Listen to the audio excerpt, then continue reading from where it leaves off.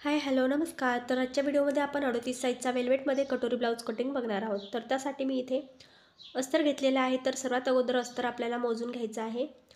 तर व्हिडिओला सुरुवात करण्यापूर्वी चॅनलवरती नवीन असाल तर चॅनलला सबस्क्राईब करून घ्या आणि लाईकसुद्धा करा, म्हणजे नवीन व्हिडिओ तुम्हाला बघायला मिळत राहतील. तर या साईडने 32 इंच अस्तर भरलेलं आहे आणि आता इकडची सुद्धा साईड मोजून घेऊ.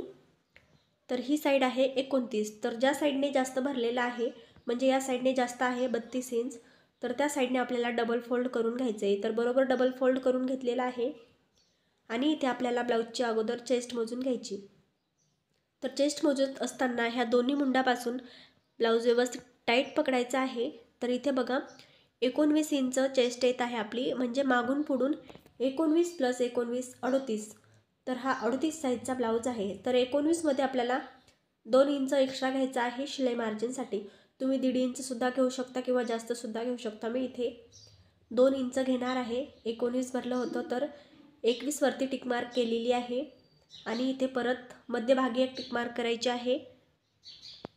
3 जाग्यावरती टिक मार्क करून घ्यायची, म्हणजे कापत असताना अस्तर खालीवरी होणार नाही, व्यवस्थित सरळ कापल्या जाईल. तर इथे एक केली आणि समोर एक टिक मार्क करून घ्यायची आहे 21 इंचवरती. तिन्ही जाग्यावरती टिक मार्क केलेली आहे आणि आता ही सरळ रेषा ओढून घ्यायची आहे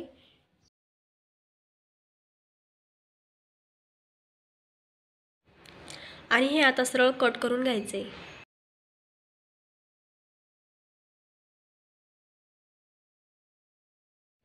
कट करून झालेला आहे आणि आता या साईडने आपल्याला परत एकदा डबल फोल्ड करायचा आहे, म्हणजे लांब साईड आहे त्या साईडने परत एकदा डबल फोल्ड केले, कारण लांब साईड म्हणजेच आपल्या ब्लाऊजची उंची असते.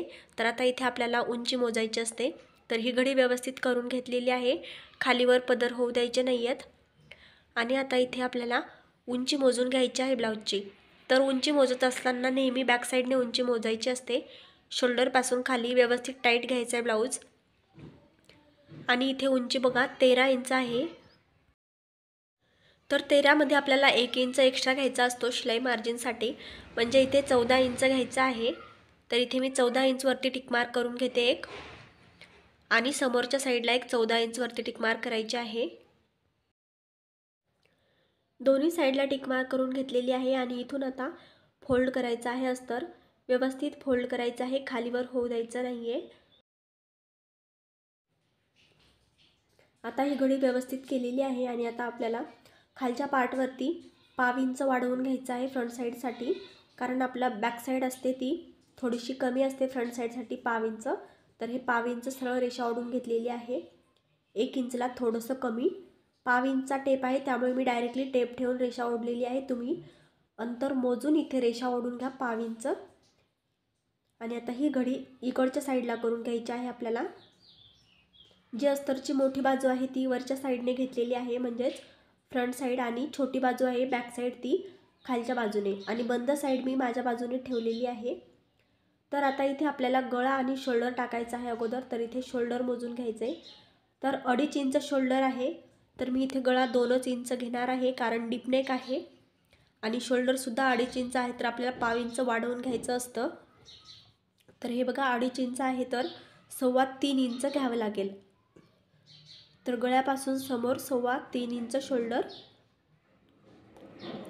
आणि इथून आपल्याला मुंडा घ्यायचा आहे खाली 5 इंच. इथे सरळ रेषा ओढून घ्यायची आहे 5 इंचपर्यंत.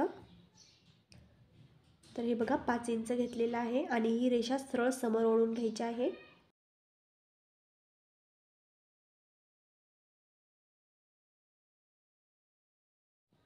आता इथे आपल्याला आतमध्ये एक थोडीशी तिरकस रेषा ओढून घ्यायची आहे समोरील मुंड्याचा आकार देण्यासाठी. इथे 1 इंचवरती एक पॉईंट द्यायचा आहे आणि 1.5 इंचवरती एक पॉईंट द्यायचा आहे. 1.5 इंचवरती बॅक साईडचा मुंडा आणि 1 इंचवरती फ्रंट साईडचा मुंडा. तर इथे मुंड्याची गोलाई देऊन घ्यायची आहे. गोलाई व्यवस्थित आली पाहिजे, नाहीतर ब्लाऊजला चोळ पडतो. तरी गोलाई अशी व्यवस्थित देऊन घ्यायची आहे. ही बॅक साईडची आणि खालची फ्रंट साईडची दोन्ही गोल्या देऊन झालेल्या आहेत. आणि आता इथे आपल्याला समोरील गळा मोजायचा आहे.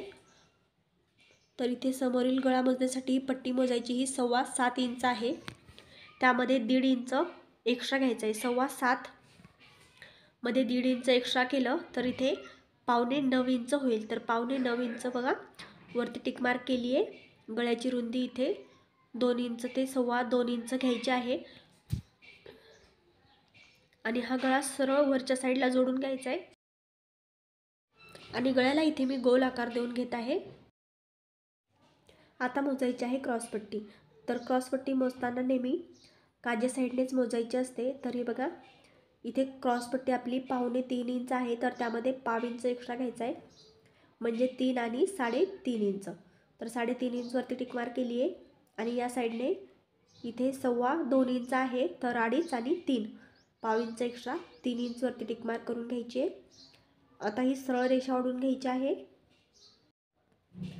तुमच्या ब्लाऊजवरती जितकं माप भरेल ते त्यामध्ये तुम्ही एक्स्ट्रा घेऊन व्यवस्थित टिक मार्क करायचे आहे. तर अशा प्रकारे या साईडला थोडंसं तिरकस घ्यायचं आहे आणि आता इथे अगोदर मोजायची आहे कटोरी.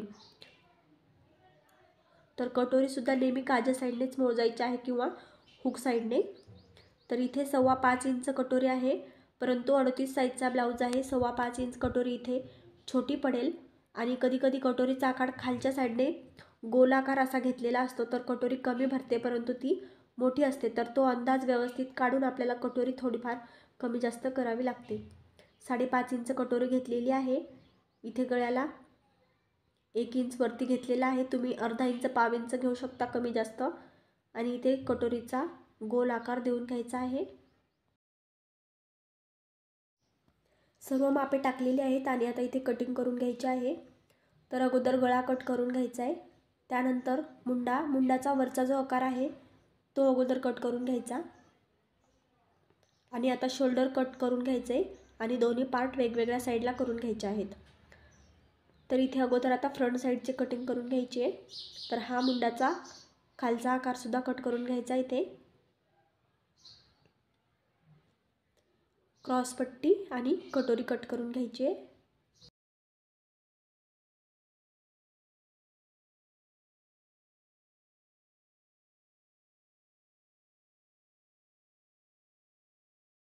आता बॅक साईडची कटिंग करायची आहे. बॅक साईडचा गळा वाढवून घ्यायचा आहे.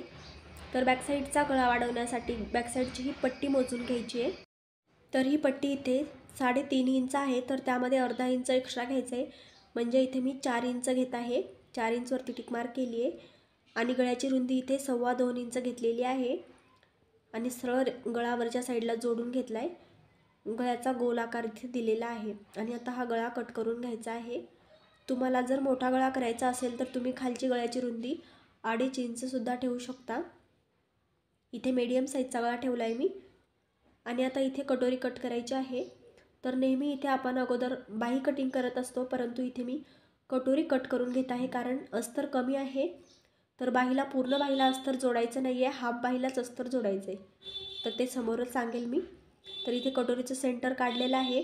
तर हे आपल्या कटोरीचं सेंटर आहे आणि सेंटरपासून कटोरी 1.5 इंच वाढवायची आहे आणि या साईडने 1 इंच वाढवायची आहे आणि इकडच्या साईडने 1 इंच. दोन्ही साईडने 1-1 इंच वाढवलेली आहे आणि आत सेंटरला 1.5 इंच आणि हे 3 पॉईंट सरळ रेषेमध्ये असे जोडून घ्यायचे आहेत.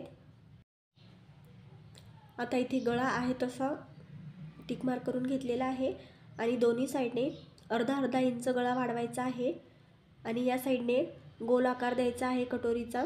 वाढवत अर्धा इंचला मिळवायचा आहे, व्यवस्थित गोल येऊ द्यायचा आहे आणि इकडच्या साईडने सरळ रेषा ओढून हे 2 पॉईंट जोडून घ्यायचे आहेत. तर ही कटोरीची आता टिक मार्क झालेली आहे. तर कटोरी कट करून घ्यायची आहे.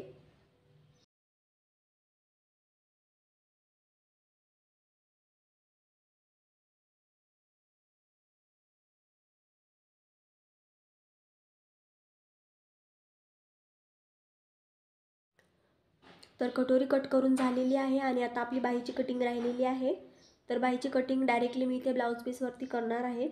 तर अगोदर हे बाकीचं अस्तर ठेवून इथे ब्लाऊज पीसवरती कट करून घेऊया बॅक साईड आणि बाकीचे पार्ट सर्व.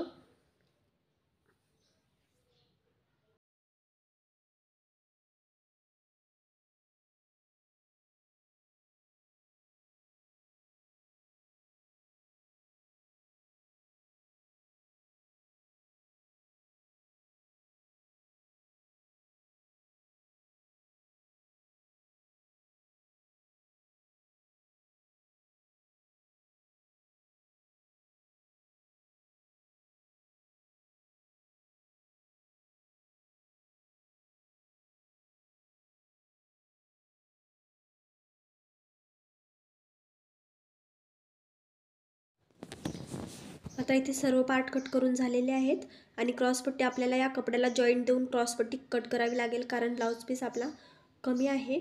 तर इथे आता हा डबल फोल्ड ब्लाऊज पीस घेतलेला आहे आणि याला परत एकदा फोल्ड करायचं आहे. हे बघा 2 वेळा फोल्ड आहे, 1 वेळा सॉरी, आणि याला परत एकदा फोल्ड केले. दोन्ही बाह्यांची कटिंग एकदाच करायची आहे इथे.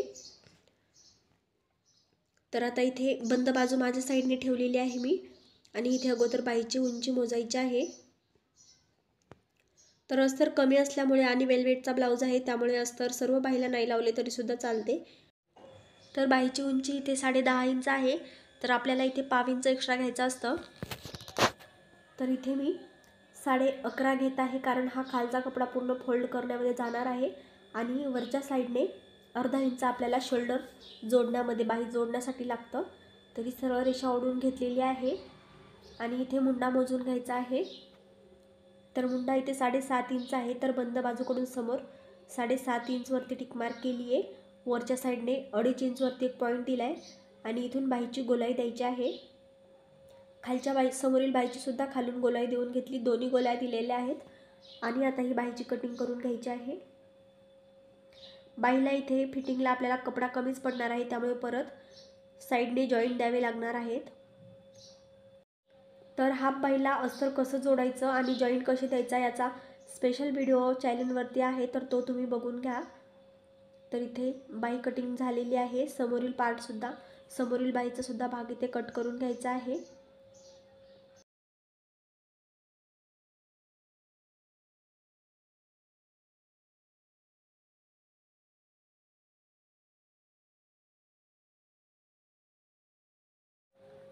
तर बाही कटिंग झालेली आहे आणि हे अस्तर आहे. तर हे आपल्याला याच्यावरती असं ठेवून नंतर आपल्याला शिलाई मारून अर्ध्यामध्ये पॅक करायचं असतं आणि बाकी कपड्यामध्ये आपल्याला क्रॉसपट्टी कट करून घ्यायची आहे. थँक्यू.